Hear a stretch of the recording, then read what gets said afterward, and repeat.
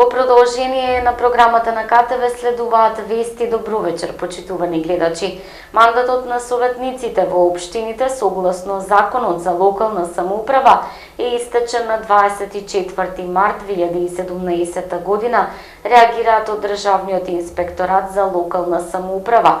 Од оваа институција нагласуваат дека сите одлуки кои советите на општините ги донеле по наведениот датум се поништени од страна на инспекторатот и ставени вон сила.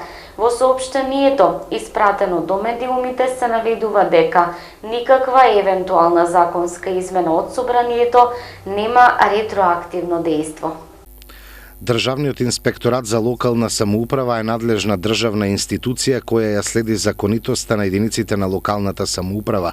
Сметаме дека изнесените толкувања деновиве за мандатите на советниците и градоначалниците се произволни и несериозни со цел свесно манипулирање на граѓаните, велат од Државниот инспекторат за локална самоуправа.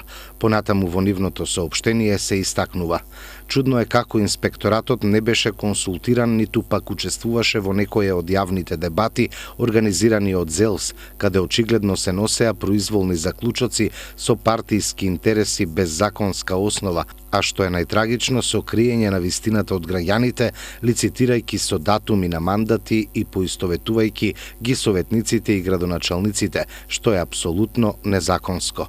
Мандатот на советниците во општините согласно член 35 став 1 од Законот за локална самоуправа е мандат од 4 години и тој со оглед на последните локални избори кои се одржани на 24 март 2013 е истечен мандат од 24 март 2017 година и сите одлуки кои советите на општините ги донеле по овој датум од страна на инспекторатот се поништени и ставени вон сила, а никаква евентуална законска измена од собранието нема ретроактивно дејство. Мандатите на градоначалниците се регулирани во член 49 и 52 од Законот за локална самоуправа и таму јасно стои дека мандатот трае до завршување на тековната година, што значи 31.12.2017, па со оглед на изминатиот мандат на советниците, градоначалниците извршуваат техничка функција, но во никој случај не смеат да прекинат со функционирањето на општината, а во случај да не ги извршуваат законските обврски, ќе бидат соочени со законски санкции. Уште еднаш апелираме да не се манипулира со локалната самоуправа и да не се даваат изјави кои не се од овластена државна институција, стои на крајот во соопштението од Државниот инспекторат за локална самоуправа. Денеска на Пладне изби пожар во куќа на улица Задругарска во Кавадарци. Пожар избувна денеска на Пладне во семејна куќа на улицата Задругарска во Кавадарци. Пламените јазици направиле штета само на покривната конструкција, ни потврди командирот на противпожарната единица во Кавадарци Илчо Богевски. 15 на минути додека траеше борбата со огнот на пожарникарите, се издигаше густ чад. Веднаш по пријавата за пожар излеговме на терен, интервениравме со 2 противпожарни возила и 4 пожарникари. Помош побаравме со 1 возило и 2 пожарникари од противпожарната екипа на Кожувчанка, рече Богевски и додаде дека со навремената интервенција не е дозволено пожарот да се прошири и во останатите делови од куќата. Според првичните проценки направена е материјална штета, а причина за пожарот најверојатно е неправилно изведена електрична инсталација.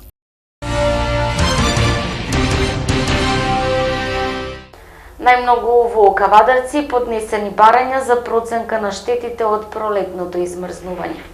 На 10 мај заврши поднесувањето на барањата за проценка на штетите настанати од доцните пролетни мразеви на 21 и 22 април. Вкупно се пријавени 11.000 земјоделци кои доставиле барања до подрачните единици на Министерството за земјоделство. Најмногу има во Кавадарци и тоа 3.000, 2.700 во Неготино, 2.100 Ресен. Во другите општини бројот на поднесени барања е помал. За проценката на штетите формирани се 73 комисии кои ќе ги посетат сите земјоделски стопанства, на чии површини има измрзнување на културите. Обештетувањето ќе се врши преку Агенцијата за финансиска поддршка на земјоделството по проценката од страна на комисиите и по проверка од страна на Бирото за судски вештачења. 750 барања за надоместок на штети од пролетниот мраз поднесени до канцеларијата на Министерството за земјоделство, шумарство и водостопанство во општина Росоман. 750 барања за надоместок на штети од пролетниот мраз се поднесени во канцеларијата на Министерството за земјоделство, шумарство и водостопанство во Росоман, која работи во рамки на подрачната единица во Кавадарци. Председателот на една од комисиите за проценка на штети Тошо Костов информира дека во Росоман најмногу штети има кај овошките, а во околните села кај лозијата. Се работи за населените места Сирково, Камендол, Рибарци, Манастирец, Трстеник, Дебриште и Паликура. Процентот на мрзнење зависи од местоположбата и се движи од 20 до 100%.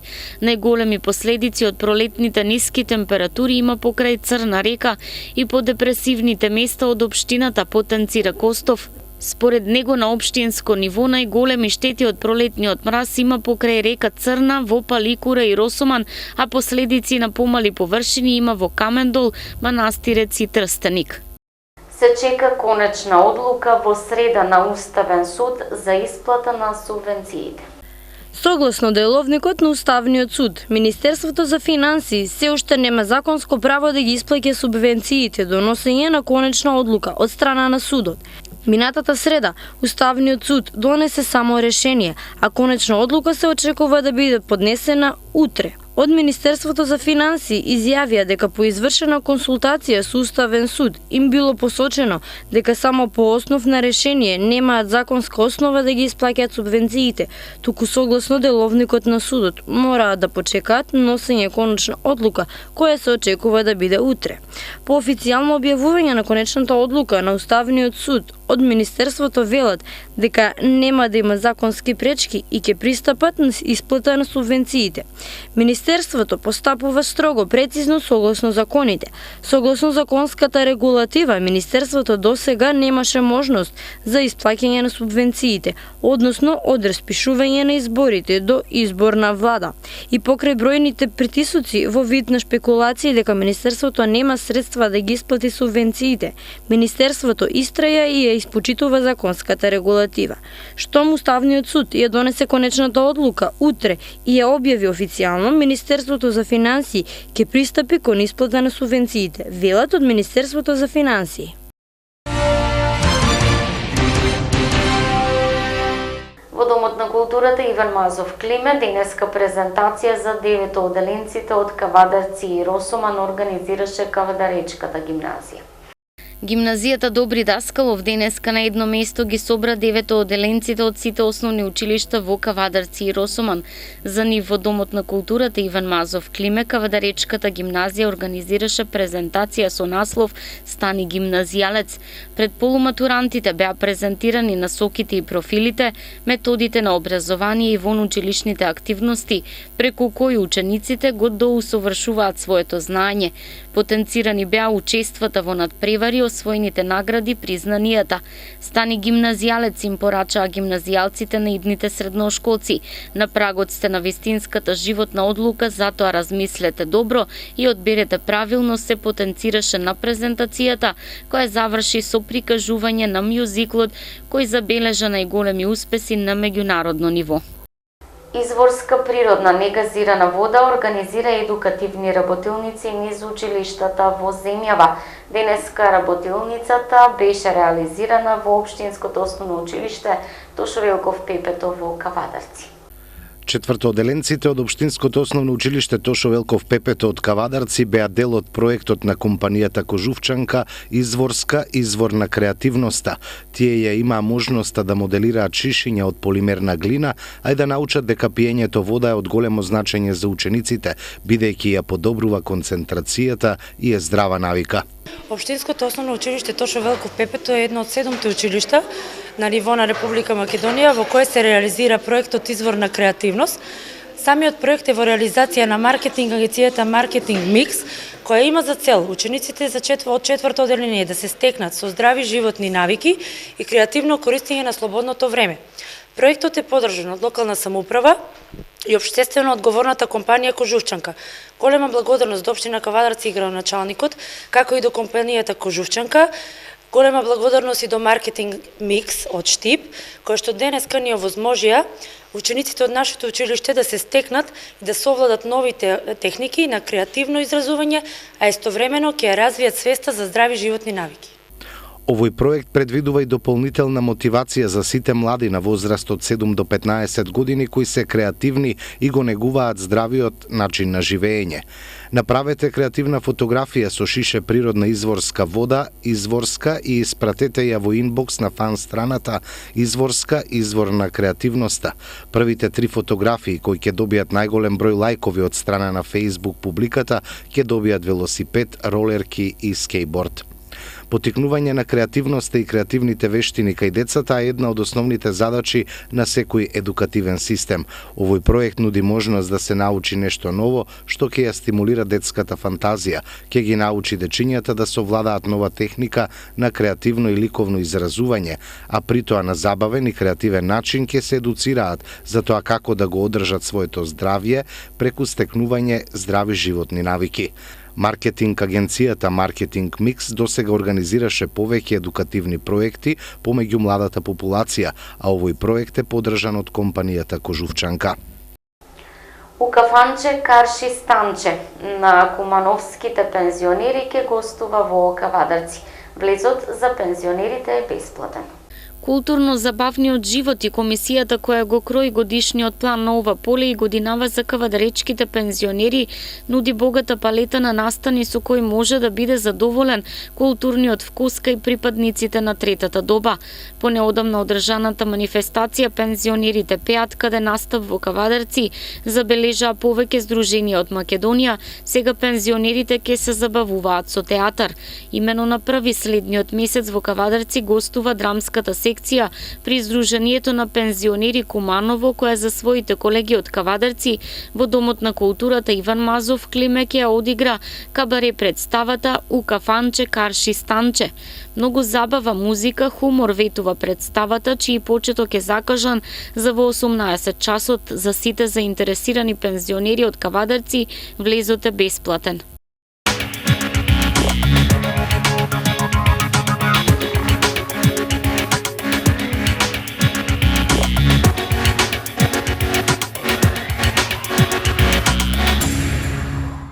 Шестнаесет години поред гимназијата Добри Даскалов Кавадарци го негува лига систем од класно првенство во мал фудбал и кошарка. Вчера се одигра финалните надпревари за оваа година.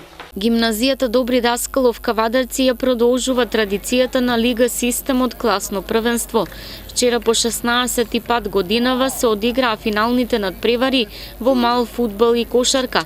Стартниот шут и припадна на директорката Невенка Попангелова, а потоа се останато беше во среќата и умешноста на екипите. Традиционално секоја година поред, во е веќе 16-та година поред, каде што се одржуваат надпреварите во лига систем во класното првенство во фудбал. Значи секоја година редовно ги одржуваме, каде што финалните надпревари ги одржуваме во месец мај, тука некаде, значи пред матурските. Денеска покрај финалните надпревари во мал фудбал беа одржани финалните надпревари во кошарка, исто и тоа е систем на надпревари, лига систем. Во финале во кошарка игра класеите помеѓу четврта 3 и трета 4. Победници, значи прво место освоија, трета 4.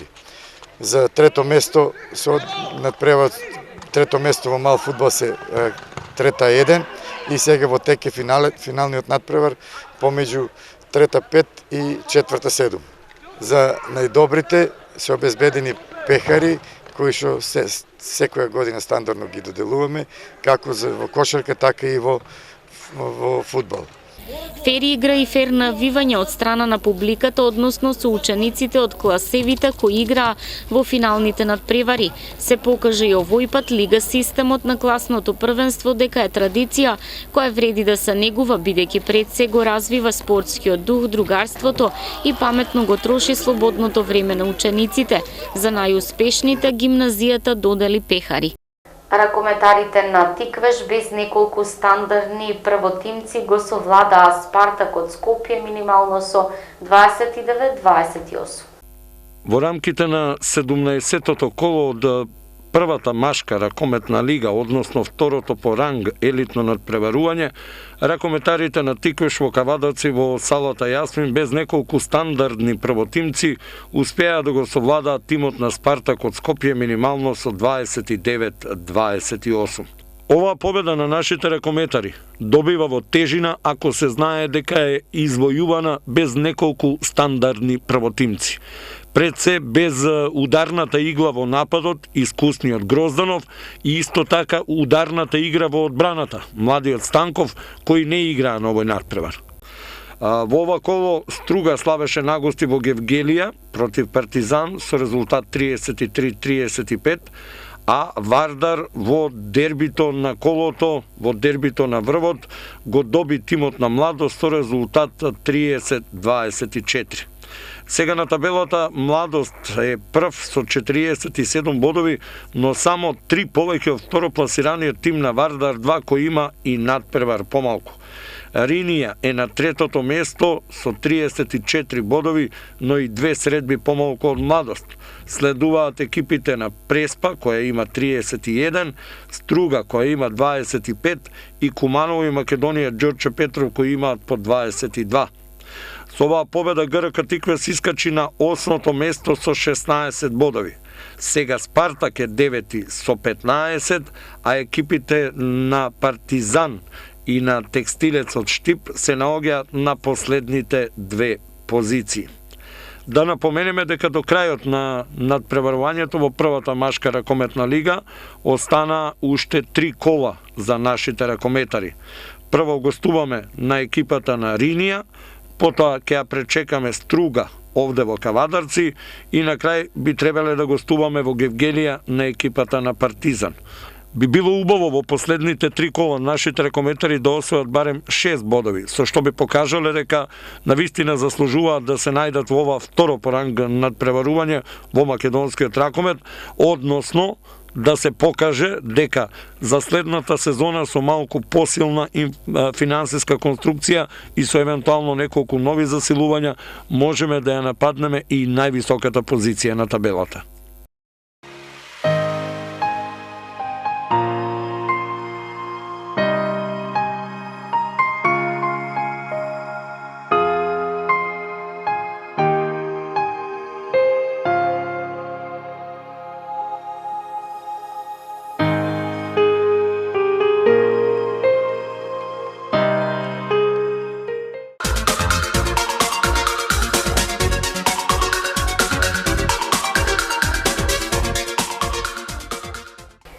Следува променливо облачно и посвежо време со повремени врнежи од дожд и со умерен до заселен северен ветер.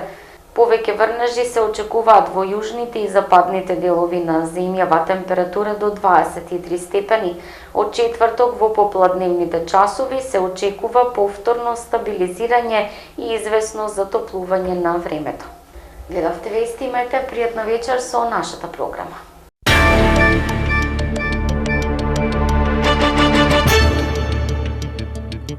Bye.